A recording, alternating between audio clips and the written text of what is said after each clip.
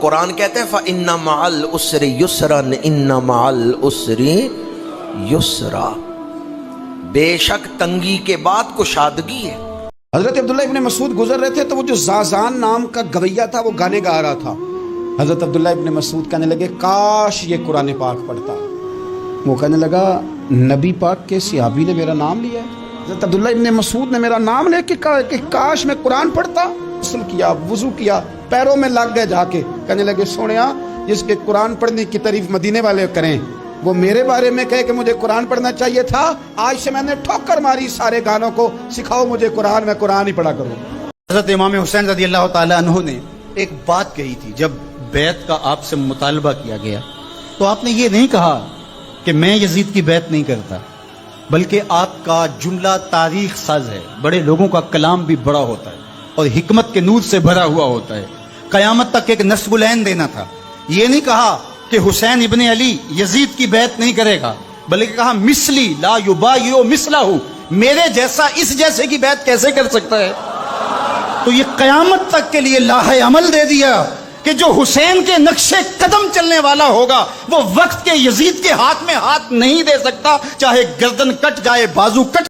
نبی پاک صلی اللہ علیہ وسلم فرماتے ہیں میرے پاس فرشتہ آیا، روز دعا مانگتے تھے نا حضور امت کی بخشش کے لیے، تو فرماتے میرے پاس فرشتہ آیا تو رب کریم نے فرمایا محبوب دو باتوں میں سے ایک اختیار کر۔ کون سی؟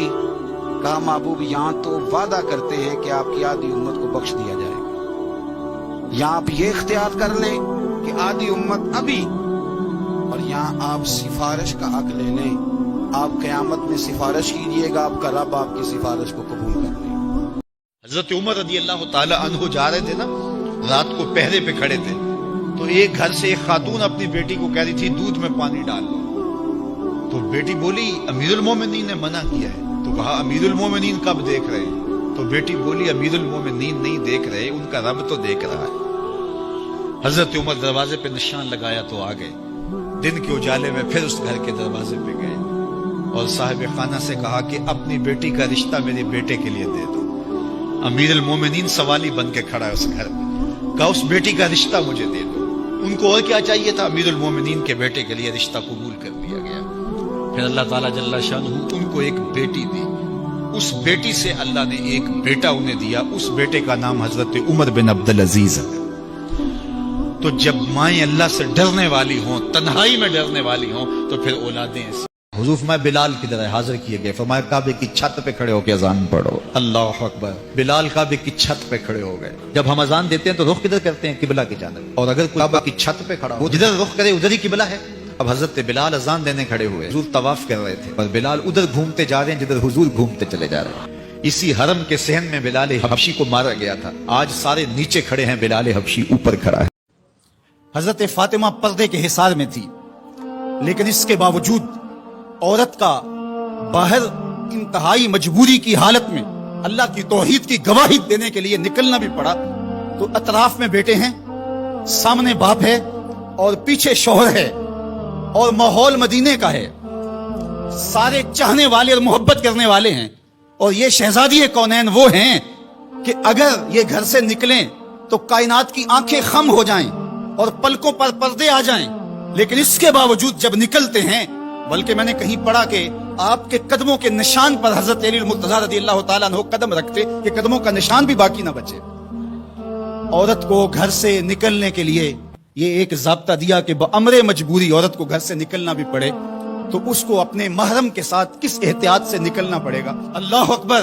حضور علیہ السلام نے مجمع صحابہ پہ نظر ڈالی تو نظر ڈال کے فرمایا کہ بتاؤ بھائی وہ کون سا درخت ہے جس کی مثال مومن کی طرح ہے؟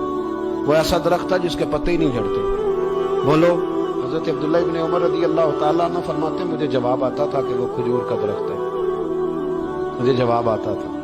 یعنی اگر کسی کو جواب آتا ہو اور پھر وہ بولے نا، اس کو تو بدہضمی ہو جاتی ہے، آپ کو پتہ ہے اس کو تو 10-12 گولیوں کی ضرورت پڑتی، یہ سب گول کے چھلکے سے بھی فرق نہیں پڑتا، اس لیے کہ اس کو بڑا مسئلہ جواب آتا ہے اس کو، وہ کہتا پیچھے ہٹیں آپ، میں بتاتا ہوں آپ کو اس کا جواب کیا۔ حضرت عبداللہ ابن عمر کہتے ہیں مجھے پتا تھا کہ وہ کھجور کا درخت ہے، لیکن میرے والد بیٹھے تھے، ابو بکر صدیق بیٹھے تھے، مولا علی بیٹھے، صحابہ بیٹھے تھے، آپ فرماتے ہیں ہر ایک مجھ سے بڑا تھا، तो मुझे मेरे अदब ने इजाजत नहीं दी कि मैं जवाब दूं। एक ऊंचे टीले पे हजरत सैयदना अबू तुफैल चढ़ गए।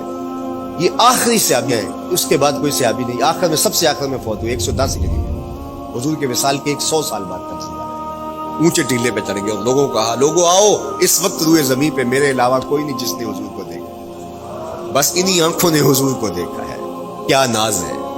तो कहा, लोगों आओ, इस वक्त रुए जमीन पे मेरे अलावा कोई नहीं जिसने हुजूर को देखा हो।